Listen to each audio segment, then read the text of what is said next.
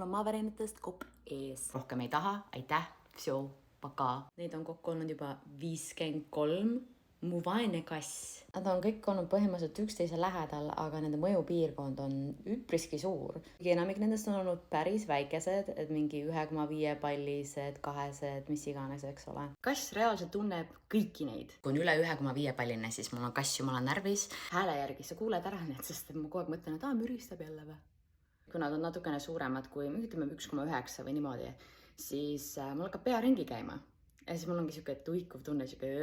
Siis ma sain teada, et päris paljudel inimestel ongi siuke earthquake vertigo, mis on nagu mul ka tekkinud ja enne pole tundnud, sest et enne pole maavärinates olnud. Muidu on täiesti normaalne olla, aga siis kui maavärin on ära olnud, siis on siuke. Kõige hullemad ongi need, mis juhtuvad siis, kui me oleme nagu majas sees ja maja vaata rappub. Maa peal olla siis seda ei ole midagi, aga nagu kass, mul on kassist kahju. Ma nagu ootangi juba, et need kõik ära lõpeksid, sellepärast